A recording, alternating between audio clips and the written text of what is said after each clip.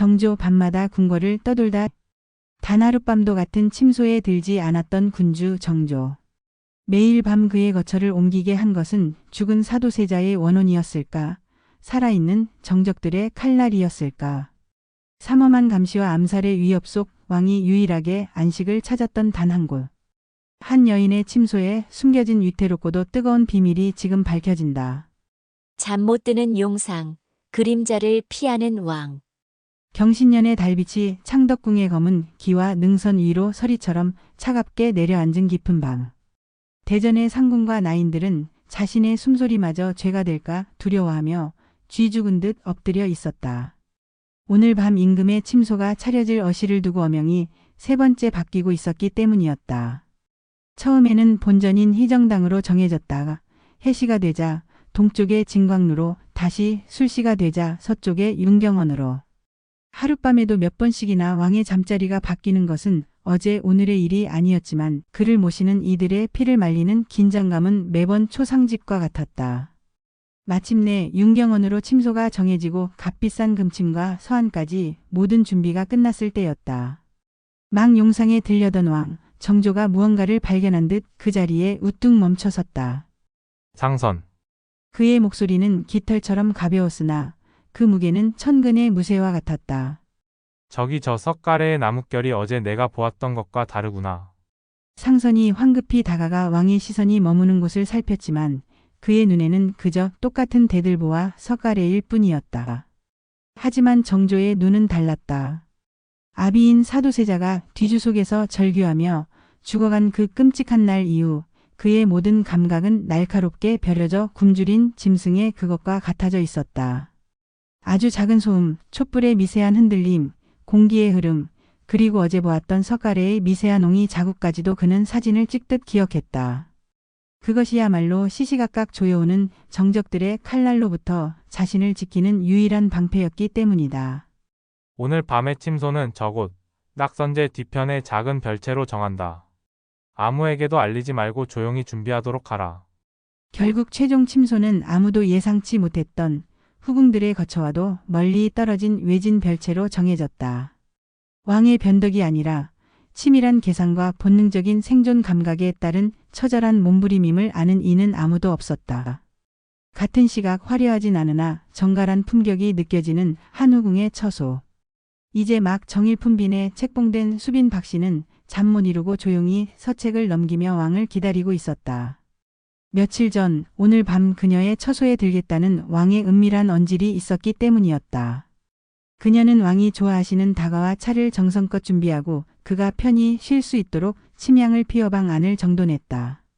하지만 자시가 넘도록 왕의 그림자는 보이지 않았고 이내 상궁 하나가 들어와 왕의 침소가 다른 곳으로 정해졌음을 조용히 고했다. 수빈 박씨는 한순간 스쳐가는 실망감을 애써 감추고 오히려 안도하는 듯 부드럽게 미소 지었다.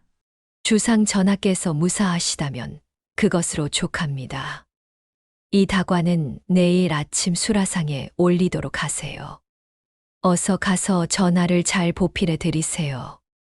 그녀는 왕의 잦은 침소 이동이 단순한 변덕이 아님을 알고 있었다. 그가 매일 밤 보이지 않는 적들과 얼마나 치열한 외줄타기를 하고 있는지 그 누구보다 깊이 이해하고 있었다. 그녀가 할 수 있는 일은 그저 묵묵히 그를 믿고 그가 언제 찾아와도 편히 쉴 수 있는 따뜻한 둥지를 마련해 두는 것뿐이었다. 다음 날 새벽 정조의 예감은 한치의 오차도 없이 들어맞았다. 윤경원의 천장 석가래 틈에서 아주 작은 톡침이 박힌 대나무 대롱 하나가 발견된 것이다. 누군가 왕이 잠든 사이 천장 위에서 소리 없이 톡침을 쏘아 암살하려 했던 것이다. 궁궐은 발칵 뒤집혔지만 범인은 연기처럼 사라진 후였다. 이 소식을 전해 들은 정조는 아무 말 없이 그저 서책에 책장만 넘기고 있었다.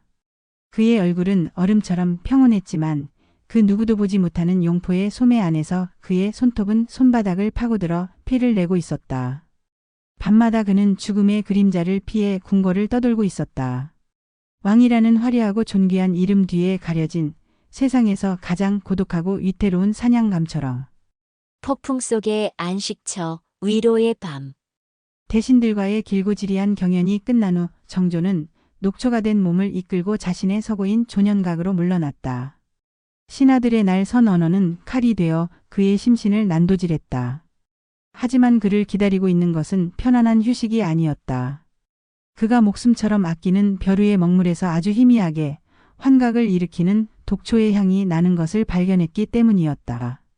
즉효성은 없었으나 오랜 시간 노출되면 사람의 정신을 서서히 갉아먹어 미치게 만드는 사도세자에게 사용되었다고 알려진 바로 그 무서운 독이었다. 이제는 자신의 서책과 분마저 믿을 수 없는 지경에 이른 것이다. 참을 수 없는 분노와 인간에 대한 환멸, 그리고 지독한 고독감이 거대한 폭풍처럼 그의 마음을 휘저었다. 그 순간 혼돈에 빠진 정조의 뇌리에 등대처럼 한 사람의 얼굴이 떠올랐다. 언제나 흔들림 없는 강물처럼 고요하고 따뜻한 미소로 자신을 바라봐 주던 여인 수빈 박씨였다. 그는 모든 규율과 절차를 무시했다. 상선 한 명만을 대동한 채 그는 그림자처럼 소리 없이 움직여 은밀히 그녀의 처소로 향했다. 갑작스러운 왕의 행차에 수빈의 처소는 발칵 뒤집혔지만 정작 당사자인 그녀는 조금도 놀란 기색 없이 차분하게 버선발로 뛰어나와 그를 맞았다. 그녀는 왕의 얼굴에 서린 깊은 고뇌와 살인적인 피로를 한눈에 읽어냈다. 전하, 무사히 제 처소에 당도하셨으니 그것으로 족합니다. 그녀의 첫마디는 왜 이제야 오셨냐는 원망이나 투정이 아닌 그의 안위를 걱정하는 따뜻한 말이었다. 정조는 그 한마디에 가슴을 짓누르던 거대한 바위 하나가 스르르 녹아내리는 것을 느꼈다. 그는 모든 시중을 물리게 했다. 촛불만이 금빛 눈물을 흘리며 흔들리는 고요한 방 안, 마침내 두 사람만이 남았다. 그는 아무 말 없이 그녀의 앞에 주저앉 듯 앉았다. 천하를 호령하는 군주가 아닌 상처 입고 길 잃은 한 사내의 모습이었다. 수빈은 그런 그의 앞에 조용히 앉아 그의 얼굴을 가만히 바라보았다. 그리고는 부드러운 손길로 그의 관자놀이를 섬세하게 지압하기 시작했다. 오늘은 유난히 폭풍우가 거센 하루셨나 봅니다. 그녀의 나직한 목소리와 정성이 담긴 부드러운 손길에 정조는 저도 모르게 눈을 감았다. 팽팽하게 당겨져 있던 의식의 끈이 서서히 느슨해졌다. 빈의 손은 과연 약손이요. 신하들의 날카로운 상소보다 어이의 그 어떤 귀한 처방보다 나를 이리 편안하게 하는구려. 그는 나직이 읊조리며 그녀의 손을 잡았다. 그리고는 그 손을 자신의 뺨에 가져다 대었다. 그녀의 따스한 체온이 그의 얼어붙은 영혼을 위로하는 듯 했다. 그날 밤 두 사람 사이에는 많은 말이 오가지 않았다. 하지만 그 어떤 달콤한 미러보다도 깊은 교감이 흘렀다. 수빈은 무거운 용포를 입은 채 잠 못 드는 왕을 위해 직접 그의 옷고름을 풀기 시작했다. 그것은 남자를 유혹하기 위한 교태가 아니었다. 왕의 무거운 갑옷을 그를 짓누르는 고독과 책임감, 그리고 지독한 고통을 벗겨주려는 지극한 정성이었다. 겹겹의 옷이 벗겨지고 마침내 드러난 왕의 단단한 상체에는 크고 작은 상처 자국들이 거미줄처럼 남아 있었다. 왕위에 오르기 전 스스로를 단련하기 위해 밤낮으로 검을 휘둘렀던 시절의 훈장이었다. 수빈은 안타까운 눈빛으로 그 상처들을 가만히 쓸어보았다. 몸에 난 상처들은 이리 아물었으나 마음의 상처는 대체 언제쯤 아물게 되실는지요. 그녀의 말에 정조는 그녀를 자신의 품으로 와락 끌어안았다. 처음으로 누군가에게 자신의 가장 약한 속살을 온전히 드러내는 순간이었다. 그는 마치 어미 품에 안긴 어린아이처럼 그녀의 어깨에 얼굴을 묻었다. 수빈은 그런 그의 등을 말없이 토닥여 주었다. 그녀의 품은 그에게 피비린내 나는 이 궁궐의 유일한 안식처였다.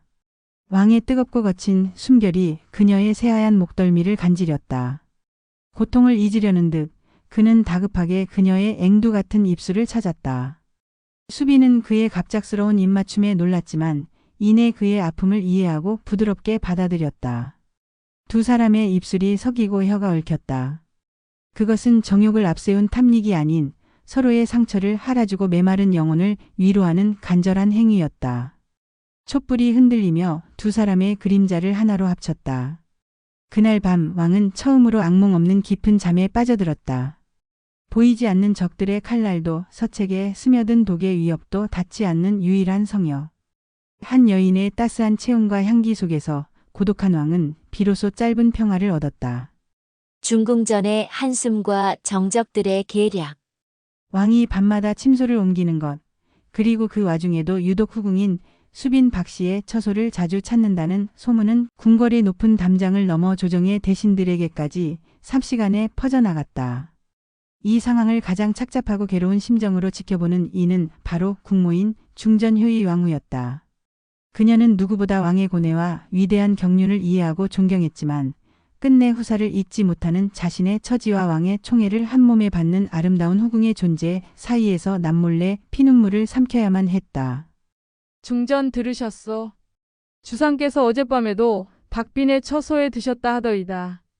저러다 덜컥 원자라도 생산하게 되면 이 중궁전의 입지는 그야말로 풍전등화가 될 것이 아니겠습니까?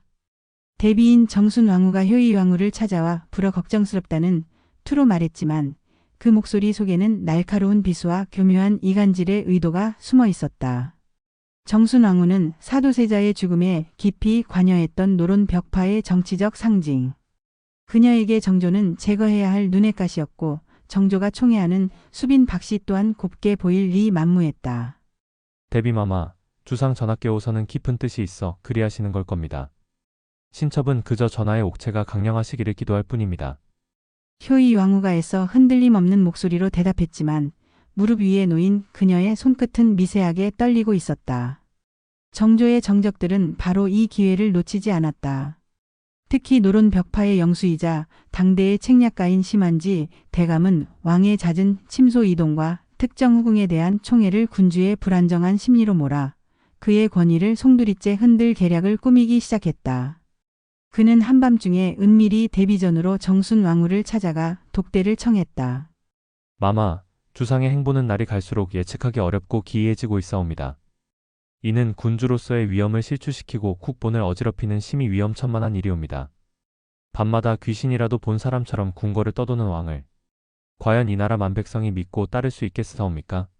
그의 말은 교묘하게 왕의 행동을 광기나 불안 증세로 포장하여 그의 모든 개혁 정책에 대한 불신을 심으려는 의도를 담고 있었다. 하여 어찌하면 좋겠는가? 저 하늘 같고 불같은 주상의 뜻을 뉘라서 꺾을 수 있겠는가 말일세. 방법이 없는 것은 아니옵니다. 주상께서 이토록 박빈을 가까이 하시는 것은 그녀가 유일하게 믿고 마음을 터놓을 수 있는 사람이기 때문일 것입니다. 만약 그 절대적인 믿음에 치명적인 균열이 생긴다면 어찌 되겠사옵니까? 심한지의 눈이 어둠 속에서 뱀의 눈처럼 번뜩였다.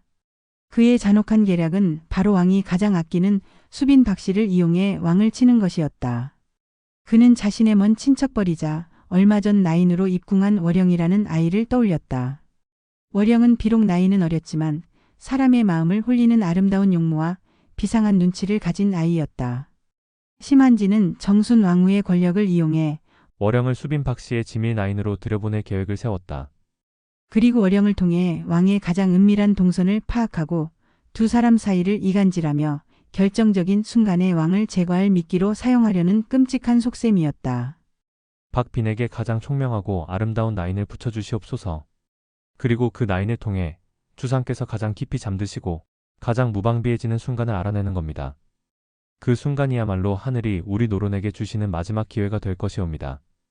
정순 왕후는 심한지의 잔혹한 계략에 잠시 망설였지만 이내 서늘한 미소를 지으며 고개를 끄덕였다. 그녀에게는 왕의 아니보다 가문의 아니가 그리고 실추된 노론의 권력을 되찾는 것이 더 중요했다. 며칠 뒤 대비의 명이라는 거역할 수 없는 구실로 월영은 수빈 박씨의 처소에 새로운 지밀 라인으로 배치되었다. 수빈은 영민하고 싹싹하며 아름다운 월영을 별다른 의심 없이 기특하게 여기고 받아들였다. 그녀는 꿈에도 알지 못했다. 자신의 가장 가까운 곳에 자신과 사랑하는 왕의 목을 겨누는 예리하고 아름다운 비수가 숨겨져 있다는 사실을. 궁궐의 밤은 더욱 깊고 차가워지고 있었다. 피어나는 의심, 배신의 향기. 수빈의 처소에 새로 들어온 지밀 라인 월영은 과연 소문대로 비상한 아이였다. 그녀는 수빈의 말 한마디, 작은 습관 하나까지 놓치지 않고 기억했으며 수빈이 원하는 것을 말하기 전에 먼저 알아서 대령할 만큼 눈치가 빨랐다. 수빈 역시 그런 월영을 기특하게 여겨 점점 더 가까이 두었고 때로는 속 깊은 이야기까지 나누는 사이가 되었다. 하지만 잔잔한 호수 밑바닥에서도 소용돌이가 치는 법. 평온함 속에서도 미세한 균열은 감지되고 있었다. 정조는 월영이 수빈의 처소에 들어온 이후 그곳에서 전과 같은 완벽한 평온함을 느끼지 못했다. 한 번은 수빈의 어깨를 베고 잠시 잠이 들었다가 섬광처럼 스쳐 지나가는 악몽에 소스라치게 놀라 깬 적이 있었다. 꿈속에서 아비인 사도세자가 피를 흘리며 자신을 원망스럽게 바라보고 있었다. 그 이후로 그는 수빈의 처소에서도 예전처럼 깊은 잠을 이루지 못하고 자주 뒤척였다. 요즘 들어 전하의 용안이 더욱 수척해지셨습니다. 필시 밤늦도록 정사에 매달리시는 탓이겠죠. 월령이 진심으로 걱정하는 표정을 지으며 수빈에게 향긋한 국화차를 올렸다. 수빈은 그런 월령을 물끄러미 바라보았다. 월령의 몸에서는 언제나 은은하고 값비싼 난초 향이 났다. 처음에는 그저 여인의 단아한 향기라 여겼는데 언제부턴가 그 향이 어딘지 모르게 부자연스럽고 인위적으로 느껴지기 시작했다. 마치 무언가 다른 냄새를 감추기 위한 향기처럼. 의심의 씨앗은 아주 사소한 곳에서 싹 텄다. 그날 밤 정조는 또다시 수빈의 처소를 비밀리에 찾았다. 두 사람은 함께 서책을 읽으며 모처럼 조용한 시간을 보내고 있었다. 그때 닫힌 문 밖에서 나뭇잎이 스치는 듯 아주 미세한 소리가 들려왔다. 정조의 눈빛이 순간 얼음장처럼 차갑게 변했다. 그는 손짓으로 수빈에게 조용히 하라는 신호를 보냈다. 밖에서 들려온 것은 길 잃은 고양이의 울음소리였지만 그 순간 정조는 문틈으로 스며드는 서늘한 밤바람에서 아주 옅은 하지만 뇌리에 박혀있던 향기를 맡았다. 월령에게서 나던 바로 그 난초 향이었다. 그녀가 문 밖에서 두 사람의 대화를 엿듣고 있었던 것이다. 정조는 아무것도 눈치채지 못한 척 오히려 더 다정한 목소리로 수빈에게 일부러 거짓 정보를 흘렸다. 내일 밤은 아마도 경회루에서 중요한 야간 군사 훈련을 참관해야 할 것 같소. 밤이 깊도록 자리를 비우지 못할 것이니 그리 아쉬워. 다음 날 정조는 자신의 후임무관에게 비밀리에 경회루 주변의 경비를 평소보다 3배로 강화하고 그곳을 염탐하는 쥐새끼가 없는지 철저히 감시하라는 명을 내렸다. 아니나 다를까 그날 밤 경회루의 지붕 위에서 검은 복면을 쓴 괴한 하나가 잠복해 있다가 체포되었다. 괴한의 품에서는 강력한 독이 발라진 표창과 유사시 도주를 위한 연막탄까지 발견되었다. 모든 정황이 월령을 가리키고 있었다. 그녀가 왕의 동선을 염탐하여 자객에게 알린 것이 분명했다. 정조는 이 사실을 수빈에게 알려야 할지 깊이 고뇌했다. 그녀가 친동생처럼 아끼는 나인이 첩자였다는 사실은 그녀에게 크나큰 상처가 될 터였다. 하지만 이대로 진실을 덮어두었다가는 그녀의 목숨까지 위험해질 수 있었다. 그날 밤 정조는 무거운 마음으로 수빈을 찾았다. 그는 다른 말을 에둘러 하지 않고 모든 사실을 털어놓았다. 월령이 정적들이 심어놓은 첩자이며 자신의 목숨을 노리고 있다는 것을. 수빈은 처음에는 믿을 수 없다는 듯 충격에 휩싸여 얼굴이 하얗게 질렸지만 이내 슬픔과 배신감을 가다듬고 냉정을 되찾았다. 그녀는 그저 비단 옷을 입은 꽃이 아니었다. 왕의 여자로서 그녀는 이미 이 살벌하고 비정한 궁궐의 생리를 누구보다 잘 알고 있었다. 그녀의 눈빛이 슬픔에서 차가운 결의로 바뀌는 것을 보며 정조는 안도감과 함께 깊은 미안함을 느꼈다. 전하, 저희 어리석음 때문에 전하께서 위험에 빠지셨습니다. 저를 벌하여 주시옵소서. 아니요, 빙그대의 탓이 아니오. 오히려 저들의 꼬리를 잡을 절호의 기회가 생긴 것이오. 정조의 눈이 매처럼 번뜩였다.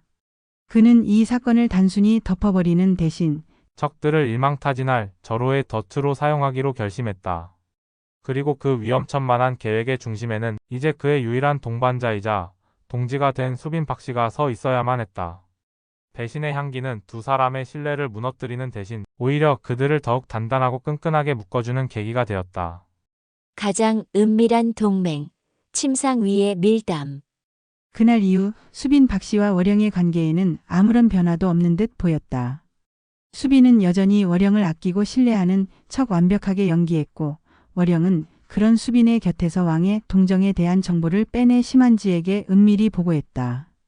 하지만 이제 그 정보는 모두 정조와 수빈이 밤새 머리를 맞대고 치밀하게 계획한 거짓 정보였다. 두 사람의 가장 은밀하고 위험한 동맹은 아이러니하게도 가장 부드럽고 따뜻한 침상 위에서 이루어졌다. 정조는 밤마다 수빈의 처소를 찾아 만인의 눈을 피해 사랑을 나누는 연인인 척하며 적들을 속일 계획을 함께 세웠다. 세상에서 가장 아늑하고 안전해야 할 그 공간은 이제 나라의 운명을 건 가장 중요한 작전 회의실이 된 것이다. 내일 밤 월영에게는 내가 창덕궁 후원의 부용정에서 밤늦도록 홀로 서책을 보며 고뇌에 잠길 것이라 흘리시오. 정조가 수빈의 귓가에 뜨거운 숨결과 함께 속삭였다. 그의 단단한 팔이 그녀의 부드러운 허리를 강하게 감싸 안고 있었다. 수빈은 그의 품에 완전히 안긴 채 그의 심장이 뛰는 가슴에 손을 얹고 대답했다. 부용정은 사방이 트여 있고 경비가 허술하여 자객들이 습격하기 가장 좋은 곳입니다. 전하의 옥체를 미끼로 삼으시다니 너무 위험하지 않겠사옵니까? 그녀의 목소리에는 그에 대한 깊은 걱정이 꿀처럼 배어 있었다. 정조는 그녀의 불안을 잠재우려는 듯 그녀의 이마와 콧날 그리고 입술에 차례로 부드럽게 입을 맞추었다. 괜찮소. 이미 나의 가장 정예한 군사들을 연못 속과 숲 속에 물 셀 틈 없이 매복시켜 놓았소. 그들은 굶주린 호랑이를 잡으러 왔다가 스스로 호랑이 굴에 갇히게 될 것이오. 그의 자신감 넘치는 목소리에 수빈도 조금은 마음을 놓았다. 두 사람은 마치 내일의 큰 전투를 앞둔 장수들처럼 적들의 예상 침투 경로와 병력 배치 그리고 만일의 사태에 대비한 퇴로까지 함께 의논했다. 국가의 가장 기밀한 군사작전이 왕과 후궁의 뜨거운 숨결이 오가는 침상 위에서 짜이고 있었던 것이다. 모든 작전 계획을 세운 뒤 방 안에는 잠시 무거운 침묵이 흘렀다. 내일 밤의 결전을 앞둔 긴장감과 서로에 대한 애틋함이 뒤섞여 공기를 무겁게 짓눌렀다. 정조는 자신 때문에 이 위험천만한 계획에 동참하게 된 수빈에게 미안함과 고마움을 느꼈다. 그는 그녀의 손을 잡고 자신의 심장이 뛰는 가슴 위에 올려놓았다. 두렵지 않소, 빈? 그녀의 담담하고도 강인한 대답에 정조는 깊은 감동을 받았다. 그는 더 이상 말을 잇지 못하고 그녀의 입술을 뜨겁게 덮었다. 나라의 운명을 논하던 냉철한 군주의 모습은 사라지고 오직 한 여인을 뜨겁게 사랑하는 사내만이 남아 있었다. 그의 손길은 그 어느 때보다 대담하고 거칠었다. 내일의 생사를 알 수 없는 불안감과 그녀를 반드시 지켜야 한다는 절박함이 그의 이성을 마비시키고 원초적인 본능을 일깨웠다. 수빈 역시 그런 그의 마음을 모두 받아주었다. 그녀는 그의 격정적인 움직임에 몸을 맡기며 그의 등과 어깨를 부드럽게 감쌌다. 두 사람의 벗은 몸이 촛불 아래에서 땀으로 젖은 채 하나로 격렬하게 얽혔다. 거친 숨소리와 살이 부딪히는 소리, 그리고 서로의 이름을 부르는 애절한 목소리가 방 안을 가득 채웠다. 죽음의 문턱에서 서로의 존재를 확인하고 서로의 영혼을 나누는 숭고하고도 절박한 의식과도 같았다. 가장 은밀한 곳에서 가장 뜨거운 신뢰를 바탕으로 맺어진 동맹. 그 밤의 밀담은 두 사람의 사랑을 그 어떤 시련에도 흔들리지 않을 반석 위에 올려놓았고 마침내 길고 길었던 어둠을 끝낼 새벽의 결전을 준비하고 있었다. 새벽의 결전, 안식을 찾은 왕. 약속의 그날 밤 창덕궁 후원의 부용정에는 칼날 같은 긴장감이 감돌았다. 정조는 실제로 정자 안에 홀로 앉아 태연하게 서책을 읽고 있었다. 하지만 그의 주변 숲과 연못 속에는 이미 수백의 정예 군사들이 맹수처럼 숨을 죽인 채 매복해 있었다. 자시가 넘자 마침내 어둠 속에서 수십 명의 검은 복면 자객들이 귀신처럼 나타났다. 그들은 월영에게서 얻은 정보대로 왕이 홀로 무방비 상태에 있다고 확신하고 사방에서 부용정을 향해 소리 없이 달려들었다. 자객들의 발이 정자의 기둥을 넘어서는 바로 그 순간 정조가 나지막이 하지만 온 궁궐이 울릴 만큼 힘 있는 목소리로 소리쳤다. 역적들을 모조리 포박하라. 그의 신호와 함께 사방에서 수백 개의 횃불이 일제히 켜지며 밤을 대낮처럼 밝혔다. 연못 속에서는 수중훈련을 받은 군사들이 물보라를 일으키며 솟아올랐고 숲속에서는 수백의 궁수들이 시위를 당긴 채 자객들을 겨누었다. 도간에 든 쥐가 된 자객들은 변변한 저항도 해보지 못하고 모두 생포되었다. 체포된 자객들의 입에서 배후를 알아내는 것은 그리 오래 걸리지 않았다. 예상대로 심한지와 노론, 벽파의 핵심 인물들의 이름이 줄줄이 거론되었다.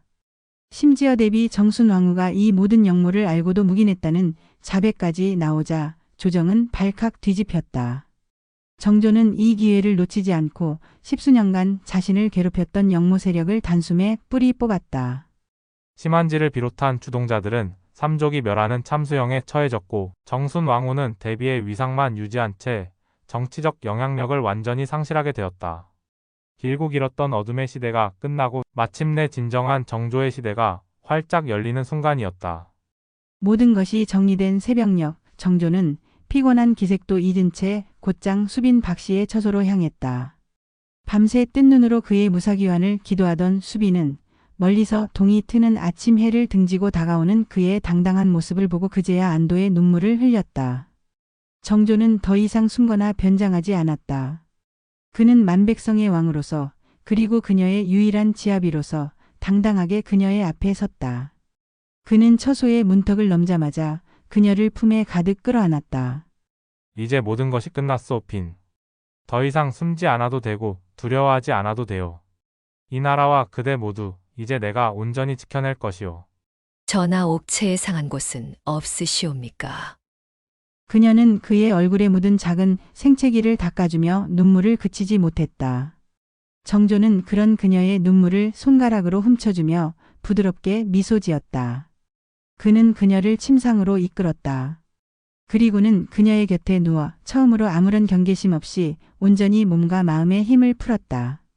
그는 그녀의 팔을 베고 누워 마치 오랜 전쟁을 마치고 집에 돌아온 병사처럼 편안한 얼굴로 눈을 감았다. 이제야 비로소 잠이 오는구려. 지난 십수년간 단 하룻밤도 제대로 본 적이 없었는데 빈의 곁에 오니 천근만근의 갑옷을 벗은 듯 몸이 솜털처럼 가벼워지오. 수빈은 깊은 잠에 빠진 그의 얼굴을 가만히 쓸어보았다. 매일 밤 죽음의 공포에 시달리며 칼을 품고 잠들었던 고독한 왕. 이제 그녀가 그의 영원한 안식처가 되어줄 것이다. 얼마 후 수빈 박씨는 옥동자를 잉태했고 그 아이는 훗날 조선의 23대 왕 순조가 된다. 정조는 왕으로서 피의 숙청을 끝내고 나라의 기틀을 바로 세웠으며 한 남자로서 사랑하는 여인과 가정을 지켜냈다. 밤마다 거처를 바꾸며 그림자와 싸워야 했던 왕은 마침내 한 여인의 사랑과 지혜 안에서 진정한 안식을 찾고 새로운 시대의 태양을 떠오르게 한 것이다. 죽음의 위협 속에서 단 하룻밤도 편히 잠들지 못했던 왕, 정조. 그의 곁을 지킨 후궁 박씨는 단순한 여인이 아니라 왕의 가장 깊은 고뇌를 이해한 동지이자 정치적 동반자였습니다. 실록에 기록된 왕의 기이한 행동 뒤에 숨겨진 치열한 생존기와 애틋한 사랑, 재미있게 보셨나요? 결국 한 사람에 대한 절대적인 믿음과 사랑이 위대한 군주를 완성시킨 것이 아닐까 싶습니다. 오늘 궁궐의 밤 이야기가 마음에 드셨다면 구독과 좋아요로 저희의 밤을 밝혀주세요. 다음 시간에는 비극적인 광기의 왕 연산군의 밤으로 들어가 보겠습니다. 연산군과 중전 신씨 왕비의 눈물, 광기의 임금과의 숨막히는 밤. 연산군 일기 속 그날의 기록으로 찾아뵙겠습니다. 궁금한 이야기가 있다면 댓글로 요청하시면 최대한 반영해 드리겠습니다. 감사합니다. 편안한 시간 보내세요.